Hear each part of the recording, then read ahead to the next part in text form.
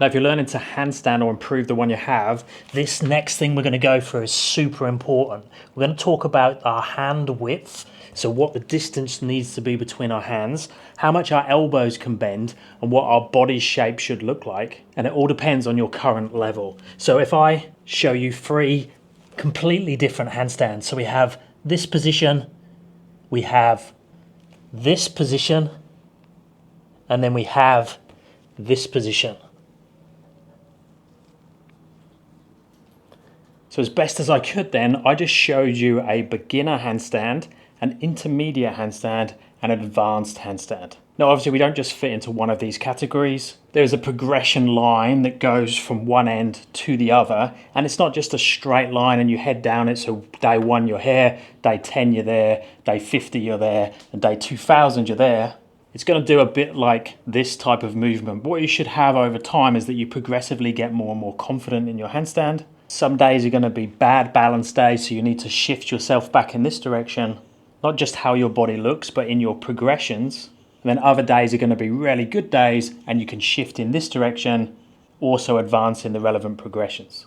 But one of the biggest mistakes we can make is seeing the cool guys on Instagram doing the fancy positions that look really, really clean, and we try and imitate that when we should be balancing and learning to handstand like this. So a great example is if I'm in this in-between here, between beginner and intermediate, I've just started to catch a few handstands. So I might do 10 attempts and then catch one in the handstand for a few seconds and then fall back down again, whether that's underbalanced or overbalanced. But I'm starting to catch that handstand. Now the temptation is always trying to kick to this position. So I'm trying to kick to that perfect line, smack into that position, hold there, no visual rebalancing, and it looks super pretty. In reality, even if we hit that position, it's probably going to feel uncomfortable from a mobility point of view, meaning I'm forcing myself into this real dead straight line, when in fact my body needs to be in this position to be able to breathe and talk and have any energy left over to balance. And also this dead straight position is super fragile. If I stand like this and someone bumps into me, I'm going. But if I stand like this and I can move at the knees, my body can adapt to change, rebalancing, and basically just survive for longer. And also I'll just have more time to read the situation, so read what I need to do. Because every kick up is different, especially if we're doing something like this. And we're changing the base of support. My elbows are bending, my shoulders are going forwards, my hips are kicking differently in terms of where they land relevant to the base. And my feet are either going this way or this way. So if I'm more up this end, this beginner level, whether I'm working freestanding or against the wall, I need to create consistency with the least amount of change per repetition. So that means I need to have my hand position, my focal position, my shoulder position, and my distance from my hands to my feet the same every kick up. And normally that means the hands need to be wider, the shoulders need to be a little bit further forwards, and I might even need to be soft in the elbows to have a slight bend there, depending on my strength. So my setup for the beginner might look something like this. So hands wider than shoulders, arms a little bit bent, focal point in front of the index finger, so there, shoulders on top of the focal point, and then feet a comfortable distance away from the hands, depending on flexibility, not too close and not too far away, so it sends me in that direction. So from the side, it's going to look a bit more like this, and then when I kick, I try and aim for that and come back down again. So that just creates a bit more space, but look at the consistency. The focal point, the shoulder, the arms, the distance from the hands to the feet. The kick is the only thing that's a potential variable, but everything else I keep the same. Now, if I underkick continuously, what I'm going to tend to do is do this with the shoulders, or even worse, do this and then this, and I'm also going to kick harder, which is going to throw me in that direction. Remember, we need to have that consistency over and over and over again with a position that suits our current level, and that's skill, flexibility, and balance level. Once we get more into the intermediate stage, we're starting to play with tucks, straddles, we're hitting like 8 out of 10 holds in our freestyle and handstand, then our position is naturally going to clean up. We still want to have this consistency exactly the same, but now we can move the hands in a little bit closer. So if they were here before, now they're here. We're more likely to be in line with the shoulders. Our focal point can come back a little bit. We don't need to be so far in front to create this type of position. We can now bring the shoulders back more directly on top of the knuckles or even the thumbs. Our focal point has moved back to there as well. And now when I kick, we have that same consistency of position, but look, my line is getting cleaner. The risk is that it's too fragile, and if our catch rate decreases, we need to again make a little bit more space, go back to something like we was before, and maybe once we've warmed up, we can go down closer to this position. But we need to ride that edge. Now when we get to this stage, and we're super advanced, we can actually get rid of this. Our balance becomes that good that we can use these tools ad hoc, depending on what we're doing, to catch the position in the moment, but also make it look as pretty as possible.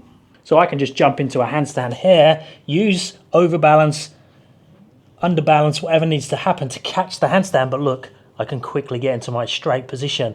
Notice my hands have become very close together. Elbows, look, have caught the handstand, but I can push out to my straight handstand and be there. But I use that bendy elbows to catch the position. I might have gone a little bit banana, but it's so subtle, it's so fast, because I've done thousands of repetitions, I can make it work. But I'm also using this experience to read my body position or to read my current balance. So if I went out and had a few drinks last night, had a big pizza, and just had an argument with someone, my body's going to look more like this, which means that I need to handstand more like this, not this.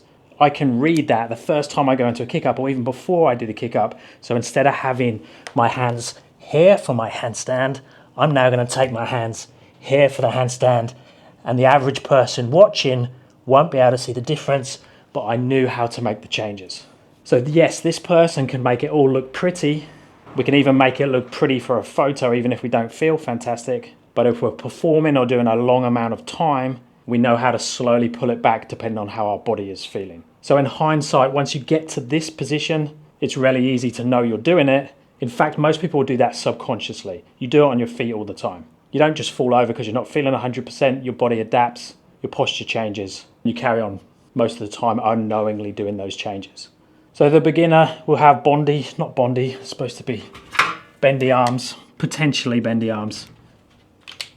If you're super flexible and not too strong, you probably won't have bendy arms, but your position needs to relax a little bit, both in the body, the legs and the arms.